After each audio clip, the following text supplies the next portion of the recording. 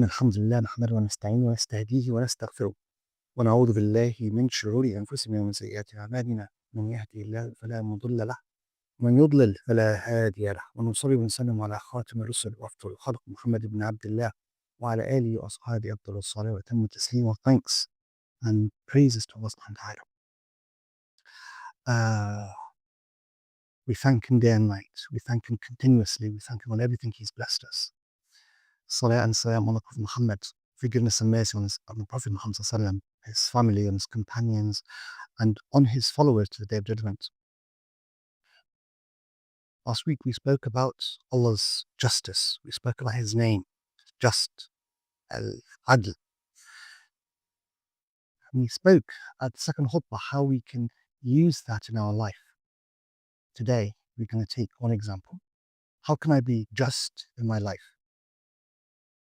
So today we're going to talk about how can I be just in my spare time, in my free time, especially in the holidays. I'm going to start with hadith of one of the companions. This companion is called, it's narrated by Muslim. This companion is called Ḥanbal al-Sayyidi. And he went to Abu Bakr Siddiq. And Abu Bakr Siddiq was, you meet a friend and how are you doing? كيف أنت يا حنظلة? How are you, Ḥanbal? So Ḥanbal replied to him, said, I'm becoming a hypocrite. نافق حنظلة. I've become a hypocrite. So Abu Bakr said, what are you saying? Subhanallah, ما تقول? What are you saying? So Ḥanbal is explaining. He says, نكون عند رسول الله. When we are with the Prophet Muhammad sallallahu alaihi wasallam, and he reminds us of heaven and hell, it's as if we see it in front of our eyes. Of course, the Prophet. فإذا خرجنا من عند رسول الله عافشنا الأزواج والأولاد.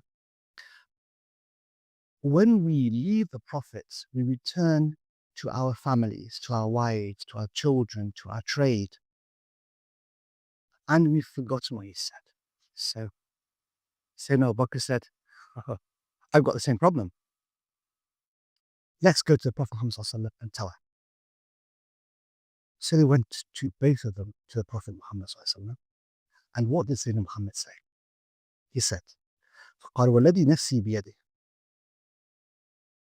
إن لو تدومون على ما تكونون عندي في الذكر لصافحتكم الملائكة على فرشكم في طرقكم ولكن يا حنظلة ساعة وساعة.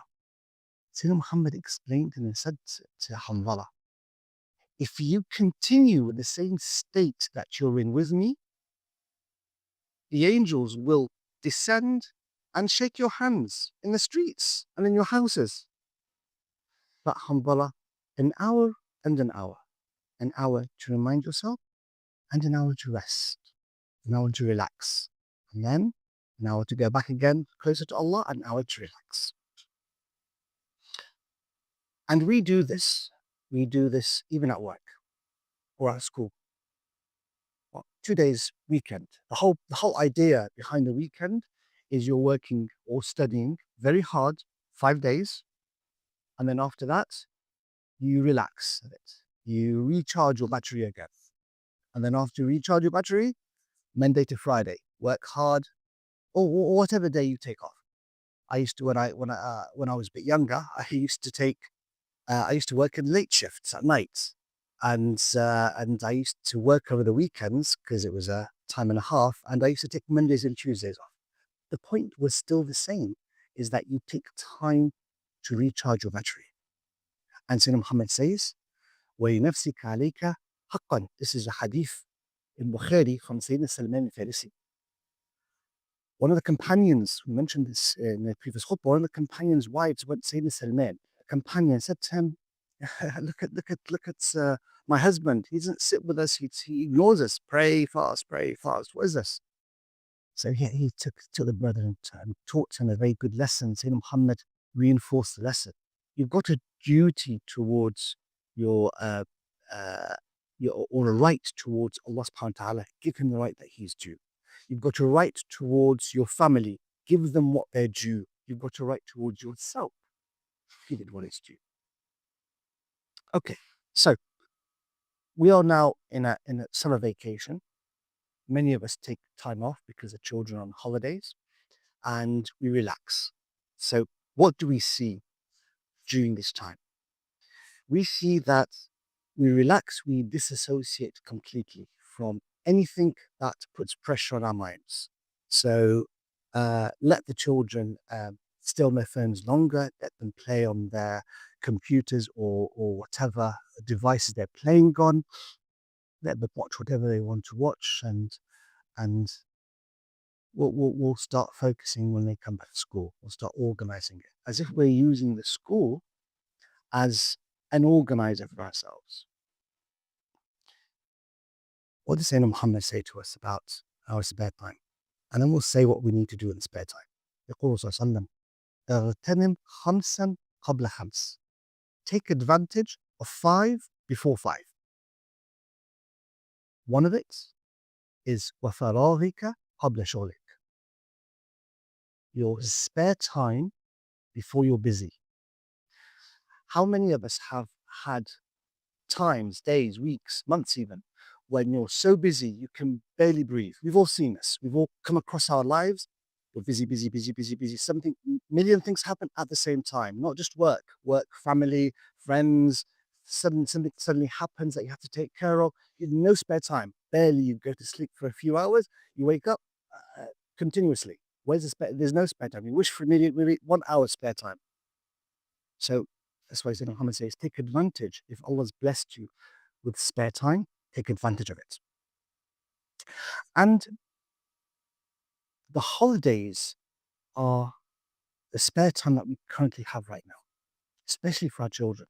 Even if my brothers or sisters are busy at work, your children are most likely have got more than enough time on their hands. Now, this comes out now to our duty. The Prophet كلكم راع وكلكم مسؤول عن رعيته. Every one of you is a shepherd, and everyone is responsible for his own flock. Every one of us. So it is unfair to expect for someone younger than you, less experienced than you, to organize their time. It's not fair. We are the guiding hand to our children, to our brothers, to our sisters, anyone that's less experienced, to guide them on how to use the time. Now, when we say take advantage of your free time, we're not saying, okay, we're in summer holidays, I'm going to book 24 hours for you. You're going to do this throughout the 24 hours. That's not what we're saying. What we're saying is organize our time. There's a time to play. There's a time to study. There's a time to spend your time usefully. And there's a time to rest. And Sayyidina Umar has a really good saying. I think he met some people that were lazing around, and he said, "إني لأكره أن أرى أحدكم فارغا سبهللا لا في أمر دنيا ولا في أمر آخرة." I really dislike seeing one of you idle, neither taking care of his worldly times or his otherworldly times. So you're neither enriching yourself or enriching yourself from this world or from the akhirah. So what can we do for our children? First thing, we'll hear that, or I'll put them in a madrasa to memorize Quran. That's good. We should do that. Quran is the guiding light for us. But what does Sayyidina Muhammad and Sayyidina Umar teach us about bringing up our children? Alimu awladakum. Teach your children. What are the 3 things he told us to teach our children? He didn't tell us teach your children Quran and prayer and fasting. No. Teach your children swimming, horse riding, and archery. Swimming. They're in the desert.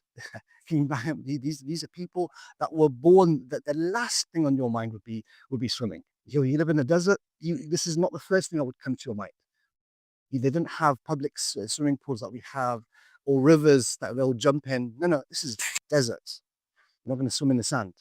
Yet, teach your children swimming, teach your children good body, good, strong body, horse riding, skills, archery, skills that would help them in their life.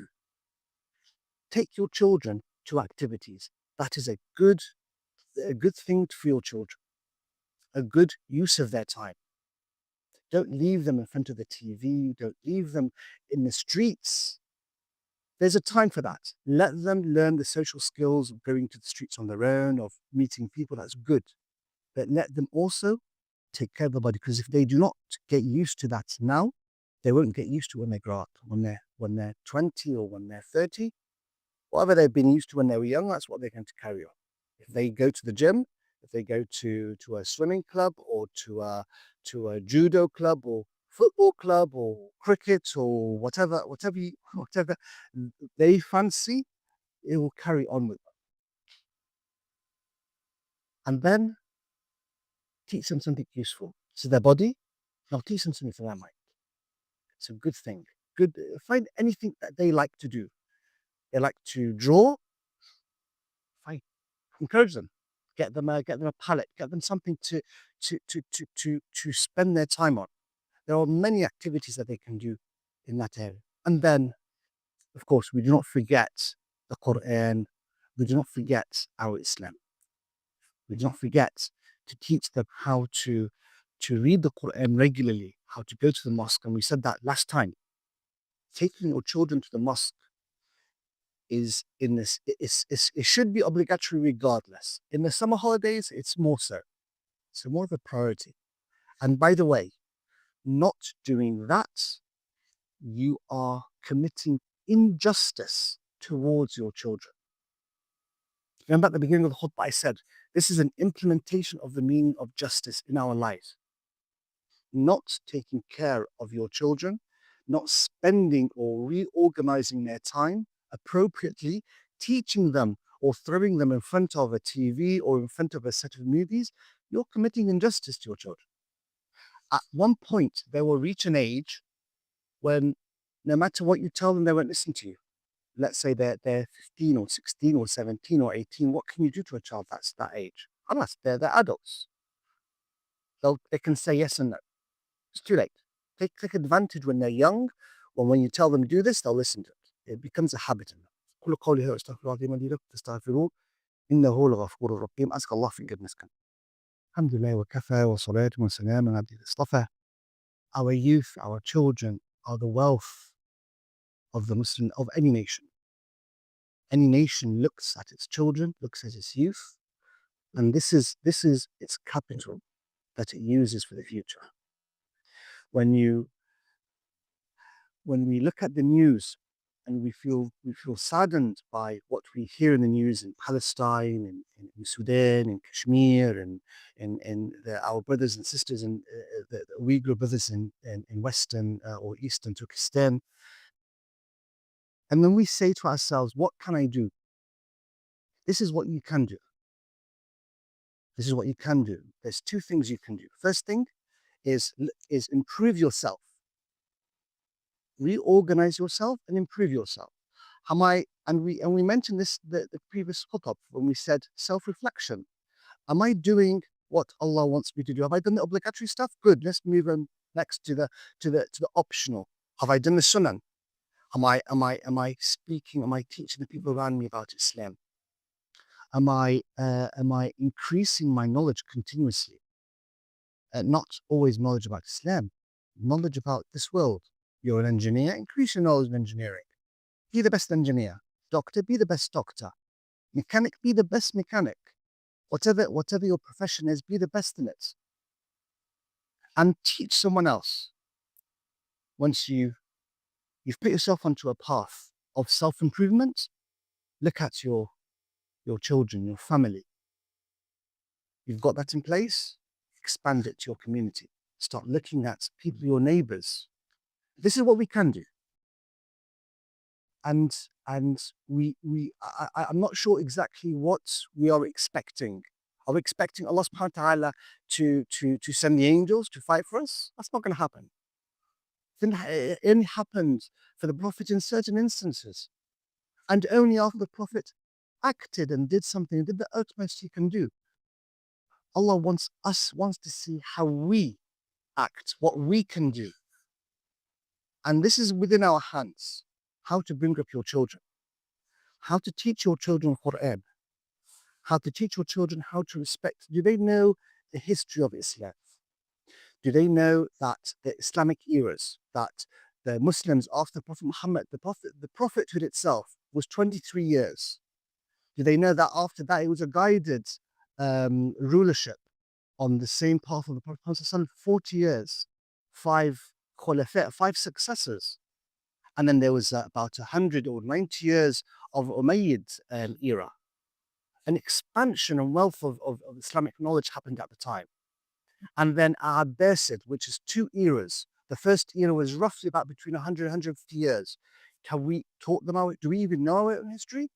And then the second one, which was thrived with military coups, with foreign invasions, because we left our own religion. Do we know our extensive 14 centuries?